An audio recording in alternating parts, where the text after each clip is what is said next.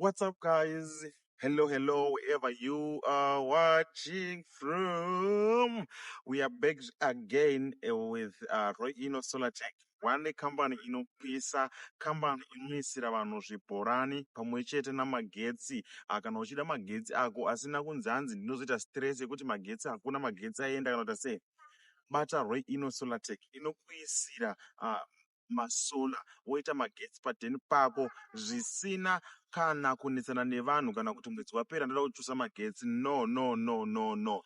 Vane mapackages akasiyana siyana anobva pakuendera nemari yauinayo from 700 USD zvichienda mberi. Unokwanisa kutoisirwa magetsi padheni pako muchisimudza zvakasiyana siyana zvinosanganisira kuchaja mafoni, malaptops pamwe chete nekusimudza mafiriji. Motova nemagetsi padheni, and also havangoiti izvozvo chete, they also specialize mukuisa mabohos mudzimba. Vanoda mabohos asiri ogwehla kana chiti mabohos, mishina manyama inenge ichishanda nemasolars amakaisirwa ayaya kuti magetsi anenge achishandisa kungogwehla mvura yaya muchingovhura patepe mvura muchimwa. Izvi hazvingoitwi nemunhu angori munyika chete, aiwa chero uri kunze kwenyika. You can conduct veRoy Ino Solar Tech panhamba dzamuri kuona pascreen. Motovaudza kuti ndinobva kuChipinge kana kuti ndinobva kwaGutu kana kuti ndinobva kuChinhoi kana kuti kuChiredzi, indai munondiisirawo masola pamba pakati.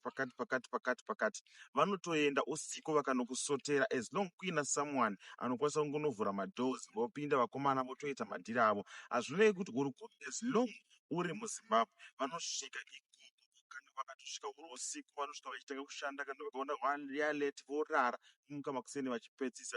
Vakanyanya vakomana ava vane mabranches akasiyana siyana muHarare, Chiredzi, Mount Darwin, Karoi nedzimwe nzvimbo dzakasiyana siyana muZimbabwe. Batai Roy Ino Solar Tech inoisa magetsi manyama, magetsi anodekaisedza nyama. Unoti chiko mama?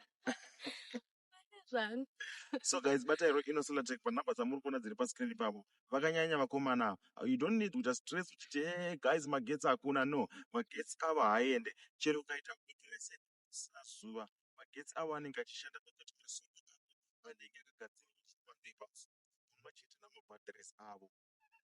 Thank you. We love you.